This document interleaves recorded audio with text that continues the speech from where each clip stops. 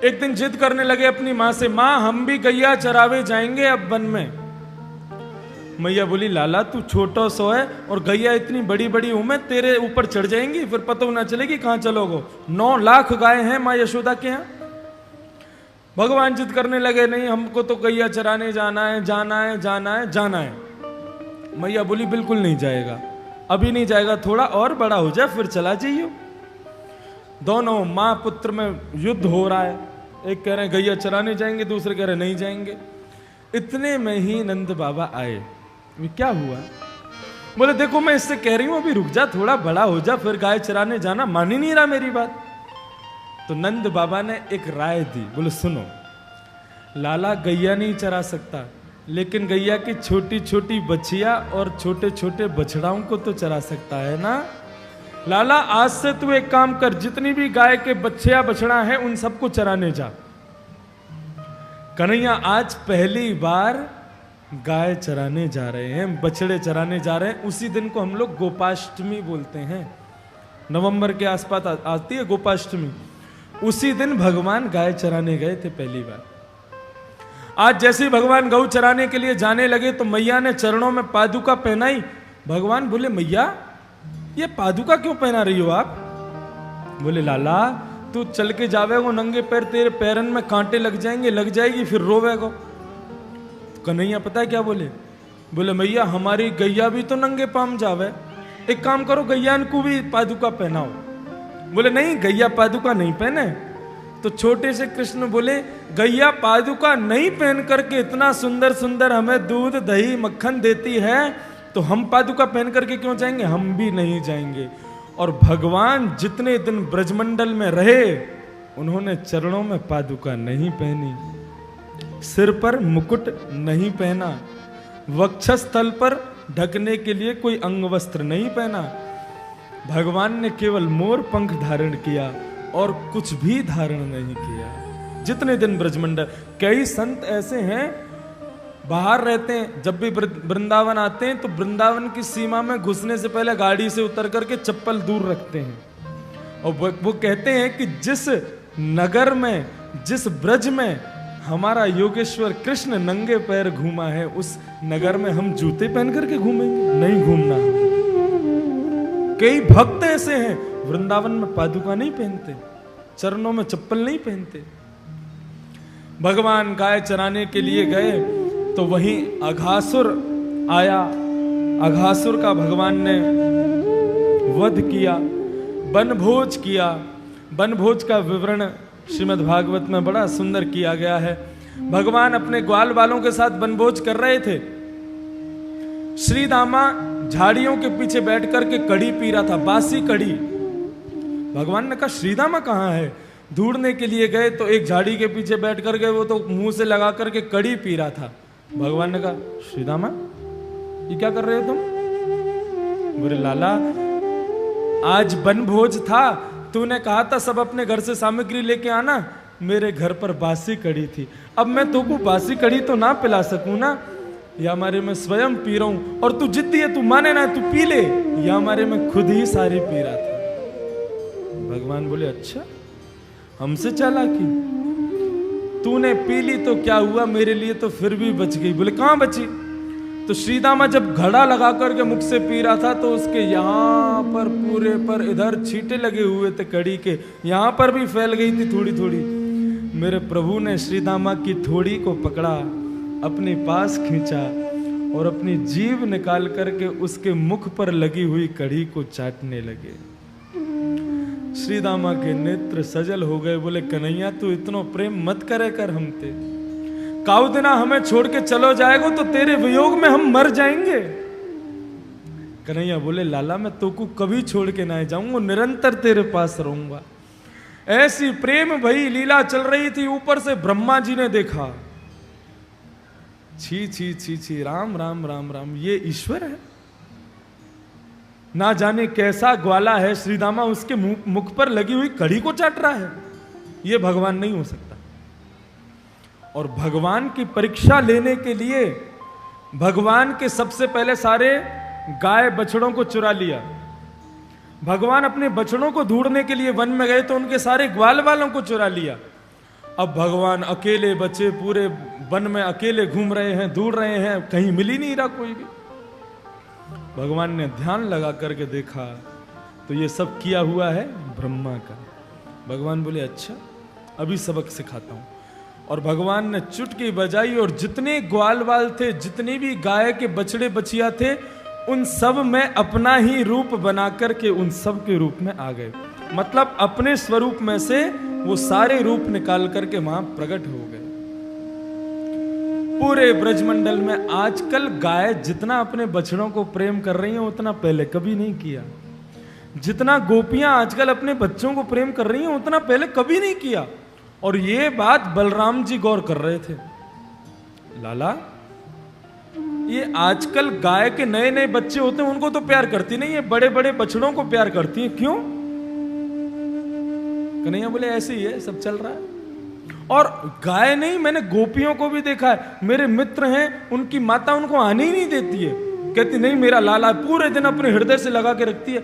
ऐसा प्रेम भाई कहां से उमड़ के आया है इन सब में? कन्हैया बोले दाऊ दादा आपसे क्या छिपाना, आंख बंद करो।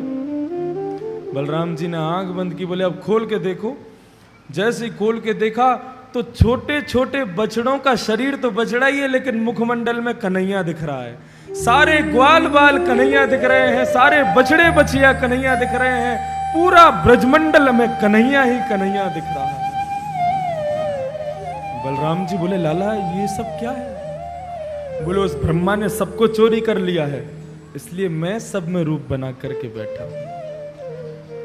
ब्रह्मा जी ने सोचा बहुत दिन हो गए, देख के आऊं वो कन्हैया जो अपने आप को ब्रह्म कहता है, रो रहा होगा अपने ग्वाल बालों की याद में। नीचे आकर के देखा तो जितने ग्वाल बाल ऊपर ब्रह्मलोक में वही सब नीचे घूम रहे हैं। ब्रह्मा जी बोले ये क्या हुआ? भगवान ने भी एक काम किया। भगवान ब्रह्मा जी का स्वरूप बना करके ब्रह्मलोक गए और अपने द्वारपालों से बोले आजकल मेरे जैसे चेहरे वाले बहुत घूम रहे हैं, मैं अंदर जा रहा हूं, मेरे जैसे चेहरे वाला कोई और आवे, बहलू पिया मारपीट करके भगा देना उसको वहां से। अब ब्रह्मा जी आए थे ब्रजमंडल। अब ब्रह्मा जी सोचते जा रहे हैं पता नहीं क्या हुआ। जैसे ही ब्रह्म लोग पहुंचे अंदर, जाने लगे, द्वारपालों में रुक जाइए। ब्रह्मा जी बोले नीचे आवाज में बात करो। बोले वो तो सब ठीक है, तुम जाओ यहां से। अरे ये क्या तमीज होती है, मतलब ब्रह्मा से ऐसे बोलोगे तुम? नरक में भेज दूंगा अभी तुम्हें। बोले तू क्या नरक में भेजेगा, तुझे हम अभी मार के नहीं भगा, मैं डंडों से मारना शुरू कर दिया ब्रह्मा जी को। ब्रह्मा जी बोले तुम लोगों की इतनी हिम्मत, ब्रह्मा को मारा तुमने? बोले तू ब्रह्मा है ही नहीं, ब्रह्मा तो अंदर बैठा है। ब्रह्मा जी बोले ब्रह्मा अंदर बैठा है मतलब? बोले हाँ, हमारे स्वामी ने बताया था कि आजकल बेलूपिया बहुत गुरु, हम सब जानते हैं तुम कौन हो। ब्रह्मा जी बोले अच्छा, एक बार वो ब्रह्मा जी का दर्शन करा दोगे मुझे? बोले चलो। अंदर लेकर के गए तो ब्रह्मा जी के रूप में भगवान विष्णु वहां विराजमान थे। विष्णु ही विराजमान थे। ब्रह्मा जी समझ गए, बोले मुझसे अपराध हो गया प्रभु। चरणों में बारंबार प्रणाम किया, भगवान की स्तुति गाई।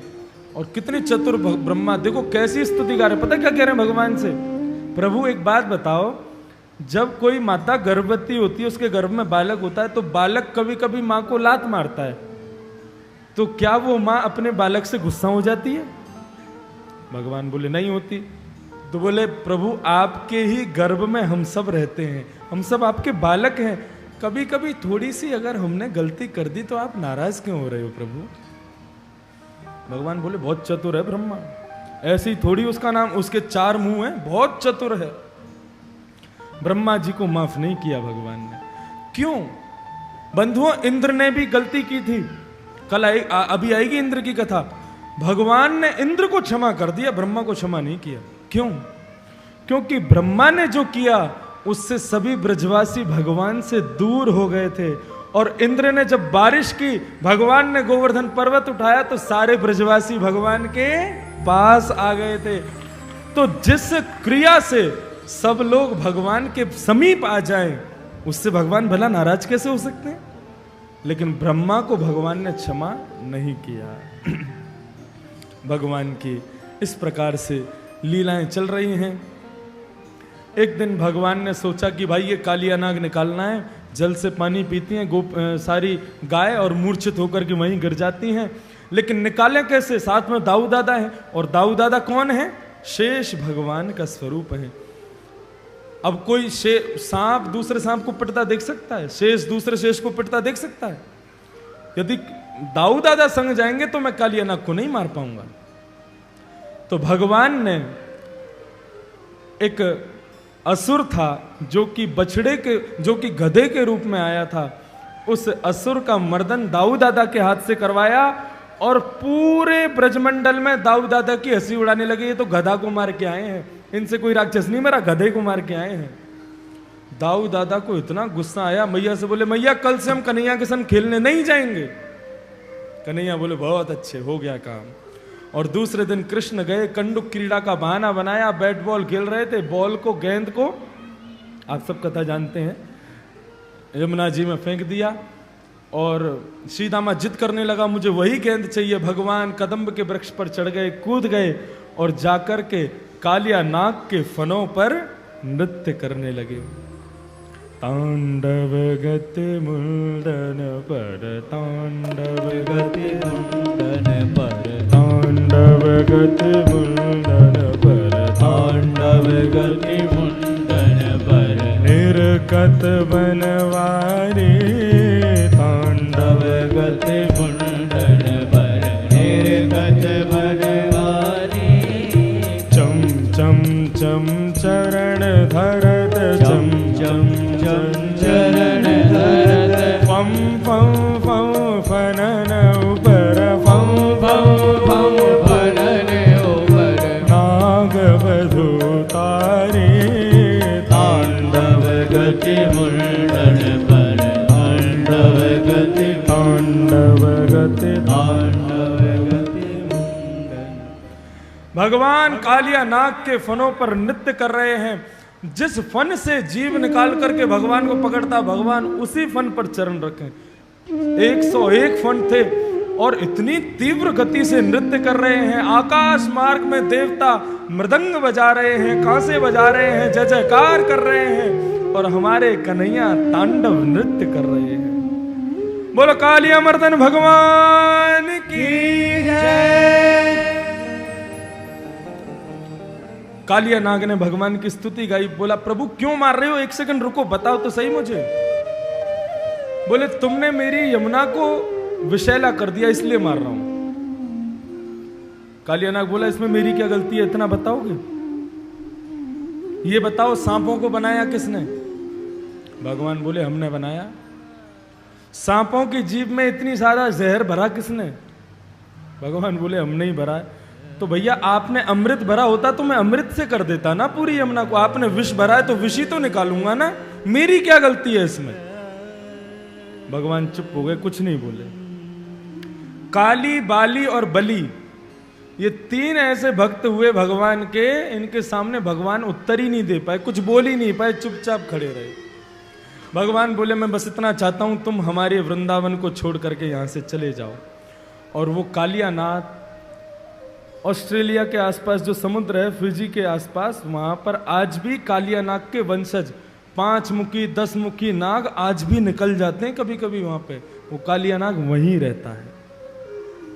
इस प्रकार से भगवान ने कालिया नाग का मर्दन किया। आगे श्रीमद् भागवत में सुंदर कथा आती है, वेणु गीत। ये वेणु गीत बहुत सुंदर गीत है, जैसे गोपी गीत है ना। कल की कथा आपको बताएं, आप लोग बहुत लेट आते हो कथा में। कथा का आधे से ज्यादा सार तो शुरुआत में निकल जाता है, और आप लोग आते हो 4:30 बजे के बाद आधी अधूरी कथा सुनने। कल की जो कथा है ना, वो बड़ी सार गर्वित कथा है। कल महारास का प्रसंग है, गोपी गीत का प्रसंग है। कृष्ण से प्रेम कैसे हो, ये कल की कथा में बताया जाएगा। तो जो लोग लेट आते हैं उनसे मेरी विनती है, मैं 3:15 3:30 तक आ जाता हूं, उससे पहले आ जाया करो, नहीं तो आप कितनी कथा छोड़ देते हो, आपको क्या पता। देखो बंधुओं, धन गया तो कुछ नहीं गया, समय गया तो कुछ गया, लेकिन यदि ज्ञान निकल गया तो सब कुछ निकल गया। इसलिए भागवत का एक एक सेकंड बहुत मूल्यवान है। इसीलिए मैं बार बार आप सबको बोलता हूं, मेरी तरफ देखो, मुझे सुनो, मैं जो कह रहा हूं सुनो। क्यों? मैं यहां पर मंच पर बैठकर केवल कथा करने नहीं आया हूं। आप सब एक एक वस्तु समझें, वही मेरी सबसे बड़ी दक्षिणा होगी। इसलिए बार बार आग्रह करता हूं, ध्यान से सुनो।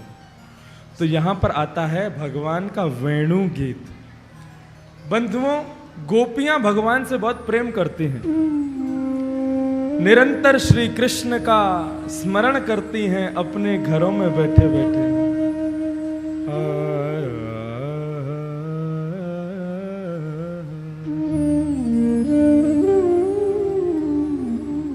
और कन्हैया गाय चराने के लिए जाते हैं और वन में जाकर के एक वृक्ष के नीचे बैठ करके अपने मुकुट को टेढ़ा करते हुए, अपनी भ्रगुटी को टेढ़ा करते हुए बांसुरी निकाल करके अपने अधरों पर रखते हैं। और जैसे ही बांसुरी का निनाद करना प्रारंभ करते हैं, घरों में बैठी हुई गोपियों को श्री कृष्ण का दर्शन होने लग जाता है। अपने अपने घरों में बैठी हुई कृष्ण को, गोपियों को कृष्ण की छवि दिखने लग जाती है। कैसी छवि है हमारे कन्हैया की? बंधुओं, आप सब लोग अपनी आंखें बंद कर लो और अब जो मैं आपको सुनाऊं ना, उसका चित्र अपने हृदय में बनाना। कैसे स्वरूप है भगवान का, सब लोग ध्यान से सुनना। चांद सा सलोना मुख, लटें घूंघरारे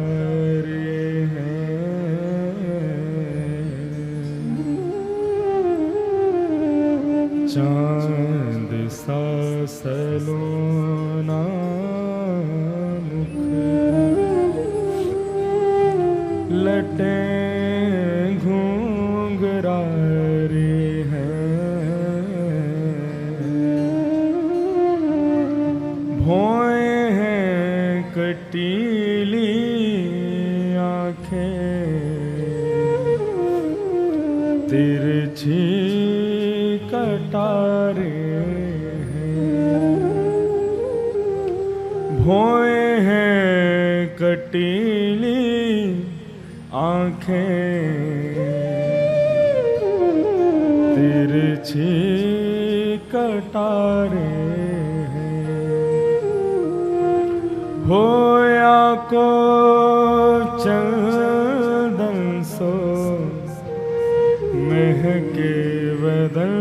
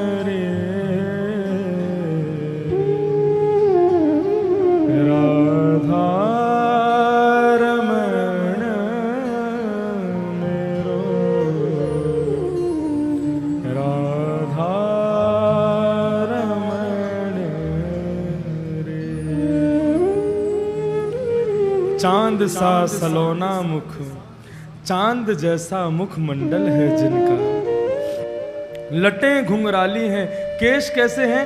घुंघराली केश हैं, और जब कभी भी हवा चलती है तो वो घुंघराले केश भगवान के मुखमंडल पर आ जाते हैं। भौएं हैं कटीली, ये भौएं ऐसी कटीली हैं और तिरछी कटारे हैं। एक बार तिरछी नजर से किसी को देख लेते हैं तो महाराज घायल ही हो जाता है आदमी, ऐसी नजर है भगवान की। या को चंदन सो महके बदन, एक बार किसी के बगल से निकल जाते हैं तो ऐसा लगता है मानो कि चंदन की खुशबू से ओत प्रोत हो गया हो, ऐसी सुगंधी आती है भगवान में से। मेरो या पे अटक गया मन, जाको नाम है श्री राधा रमण। ऐसी छवि का दर्शन गोपियां अपने घर में बैठे बैठे भगवान की बांसुरी को सुन करके करती हैं। अच्छा देखो, भगवान बांसुरी बजाते हैं, साधारण आदमी को लगता है कि कन्हैया बांसुरी बजा रहा है, लेकिन गोपियों को लगता है कि कन्हैया हमें बांसुरी में हमारा नाम पुकार रहा है। ऐसा प्रेम गोपियों का। और गोपियां कह रही हैं कि अक्षणवतां फलमिदं न परम विदाम, सख्य प्रसून विवशैरतोर्वयस्य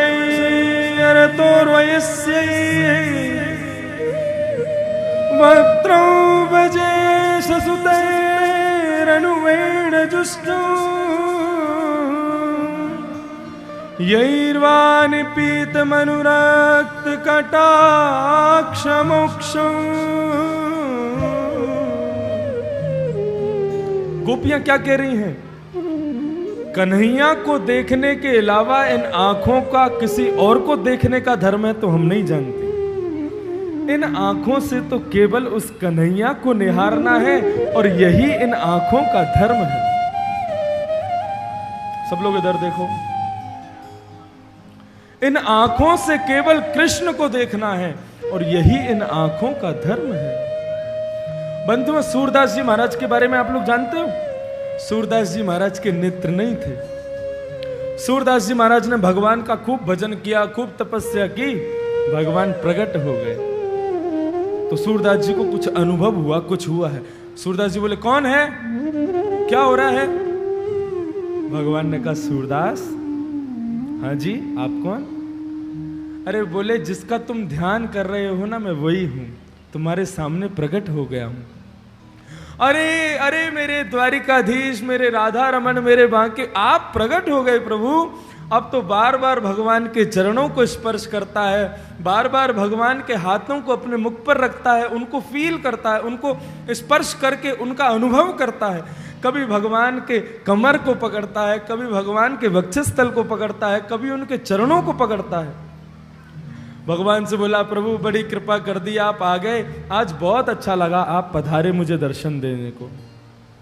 भगवान बोले, सूरदास कुछ मांग लो, मैं तुम्हें कुछ देना चाहता हूं।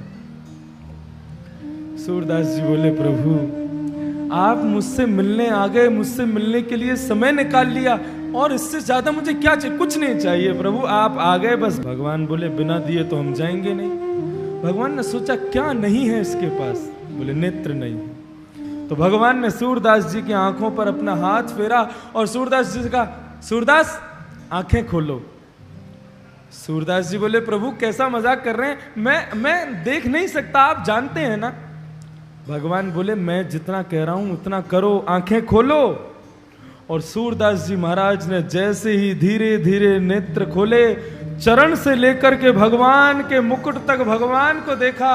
शंख चक्र गदा पद्म हाथ में लेकर के भगवान सूरदास जी के सामने खड़े हुए, भगवान को देखने लगा, रुदन करने लगा। इतनी सुंदर छवि है प्रभु की।